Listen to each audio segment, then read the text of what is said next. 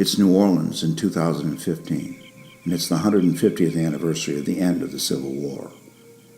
Pierre Gustave Toutant Beauregard started it all as the commander of troops that fired on Fort Sumter on April 12, 1861. In the War of Brothers, the fort was commanded by Major Robert Anderson, who was both friend and instructor at West Point to Beauregard. Beauregard sent brandy and cigars to Anderson to help gain his surrender. Anderson refused the gifts and held out for 34 hours against Beauregard's bombardment. Beauregard's monument looms large at the entrance to New Orleans City Park. Known as the Napoleon of the South, as much for his small stature as his battlefield prowess. He never used his first name Pierre, always signing as Gustave Toutant Beauregard, which is how the inscription on the statue reads. On November 11, 1915, as the winds of war roiled in Europe, it was the commemoration of New Orleans' favorite Confederate general that was on the agenda. He died in 1893 and was one of the last surviving generals and one of only 7 Confederates to be full generals. The elderly veterans who were present to honor him at the equestrian statue, forged by Alexander Doyle, must have recalled his valor in bringing the relief column by train to Bull Run to snatch victory from defeat. This was the first example of troops brought to the battlefront by railroad. The Washington artillery fired a 17-gun salute as the general's granddaughter unveiled the imposing statue perched on a 10-foot granite base from Stone Mountain. After the war, Beauregard swore an oath of loyalty to the United States and was issued a pardon on July 4, 1876, along with many of the Confederate officers, by President Ulysses S. Grant. A lifelong Democrat, Beauregard was active along with other conservative New Orleans businessmen in the Reform Party. He was attempting to forge an alliance with recently freed slaves and Democrats to vote out the radical Republicans from the state legislature. He prospered in railroading and running the New Orleans lottery.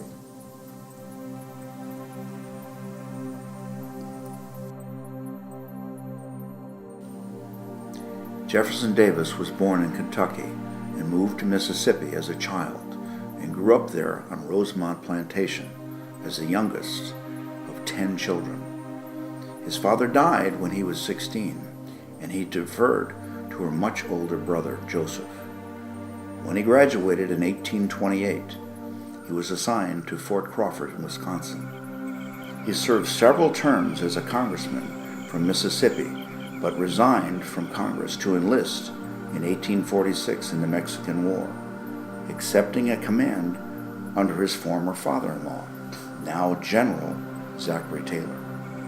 Davis and his unit distinguished themselves in the war, leading Taylor to say, "My daughter was a better judge of character than I." Davis was appointed as United States Senator from Mississippi and later served as Secretary of War under Franklin Pierce. In 1856, Davis left being Secretary of War and resumed his career in the U.S. Senate. In 1858, in the Senate, Davis argued against secession. In 1861, Mississippi seceded from the Union, and Davis made a speech that it was the saddest day of his life, but he felt he must support Mississippi, and he resigned from the Senate. He was elected President of the Confederacy for a 6-year term and moved from Montgomery to Richmond, the new capital of the Confederacy.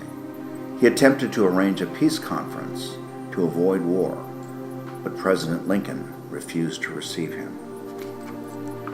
Davis was imprisoned after Lee surrendered for 2 years and later paroled with a $100,000 bond posted by wealthy supporters. In 1875, a wealthy widow, Sarah Dorsey, who was a childhood friend of Verena, offered the Davis family the use of a cottage in Biloxi called Beauvoir.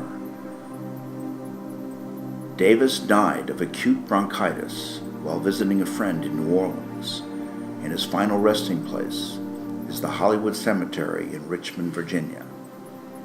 In 1978, President Jimmy Carter restored posthumously the citizenship of Jefferson Davis.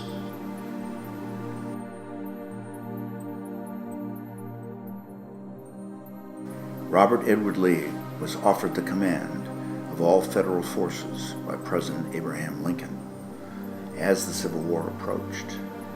Lee asked for time to consider, and upon soul-searching, he decided that he could not fight against his fellow Virginians.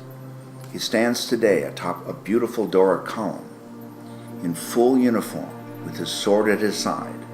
His arms are crossed upon his chest, and he is facing north, and locals say, with tongue-in-cheek, that he will never turn his back on the North again. Lee was son of Light Horse Harry Lee, who fought in the Revolutionary War, but his father was seriously injured in a political riot in Baltimore and left for the West Indies, never to return. He died there when Robert was only 11 years old, and Lee's mother was left to raise 6 children alone with the help of relations. He was recommended to West Point by John C. Calhoun and was a soldier in the U.S. Army for 32 years and 4 years in the Confederate Army. He was second in his class of 45 at the Academy and got no demerits while in attendance. He had a gift for mathematics and engineering, which was the Academy's major course of study. He eventually returned to the Academy as its superintendent for 3 years after distinguished service in the Mexican War, both under fire and as an aide to General Winfield Scott. He spent 1861 as a military advisor to Jefferson Davis and took command in 1862 of the Army of Northern Virginia. He won a succession of military engagements with an army that was far outnumbered by the Union forces. He was less successful in bringing the battle to the north, and he was outmaneuvered ultimately by Grant's forces, and he surrendered at Appomattox Courthouse in April 1865. He refused to encourage a continuance of the fighting, and instead encouraged reconciliation of the sides. His legend grew, and he was honored as the leader of the Lost Cause. And after his death, even the North lionized him. In 1962, a barracks was named for him at the United States Military Academy.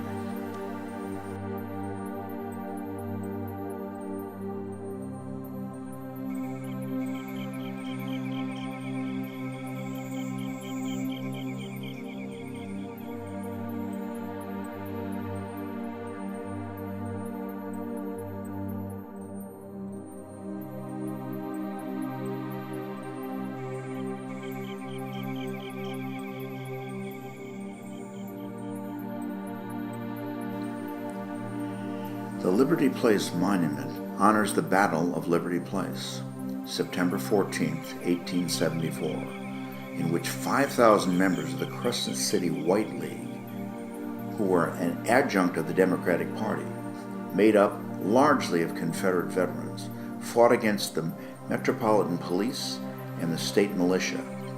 The League was fighting for recognition of their gubernatorial candidate, Democrat John McEnery, against Republican William Pitt Kellogg.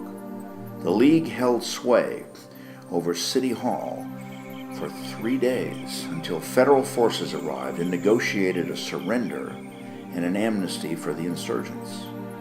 100 casualties were suffered by the police and state militia.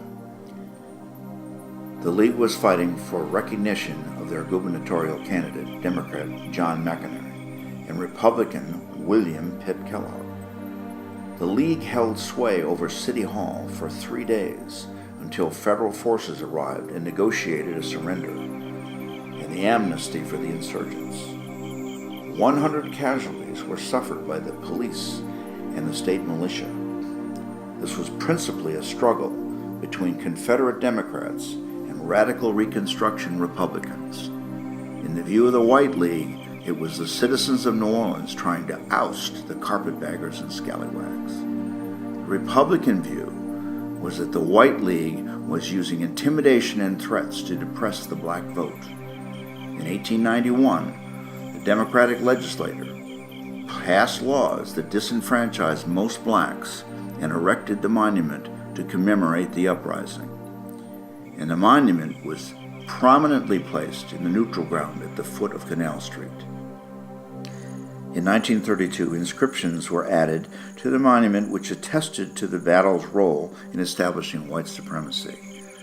The monument is a testament to the credo that history is written by the victors. The monument's history has been often rewritten, reflecting the changing of the times and recently the progress of the civil rights movement.